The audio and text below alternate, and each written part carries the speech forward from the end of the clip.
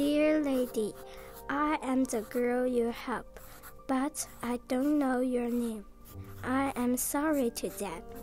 I have the honor to take part in half the sky. I will try my best to make what you did worthy. Wish you're happy forever. One day 15 years ago, I decided I had to try and make life better for orphan children in China. I started an organization called Half the Sky.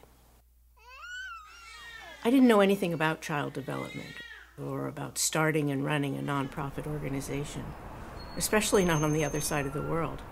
And I didn't speak a word of Chinese. In fact, I'd only been to China once before. My husband and I adopted a little girl from an orphanage in China. She was shut down, vacant. No one had ever talked to her before, ever held her. She'd never known love. Becoming part of a family changed everything for our little girl. Her life mattered to someone. She knew it, and she came alive. And when I saw how simple, loving care transformed the life of one child, I knew what I must do. I was a screenwriter and a filmmaker. I made up stories. Now I would go back to China and try to write new stories for thousands of abandoned children, the ones not so lucky as our little girl, the ones who still languished, forgotten and alone inside government orphanage walls. But foreigners were not welcome then. The doors were closed. And trying to understand how things worked in China was beyond foreign. How did anyone get anything done in that country? Well, I'd have to figure that out.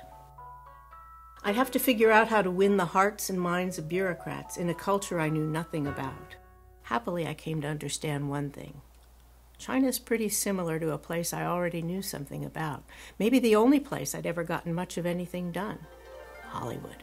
Nobody in either place likes to say no. But making movies taught me that the trick to getting things done isn't always getting those in power to say yes. Sometimes it's all about getting them not to say no for long enough to find the answers, and for long enough to create something that works and feels so perfect that everyone knows it was absolutely the right thing to do all along.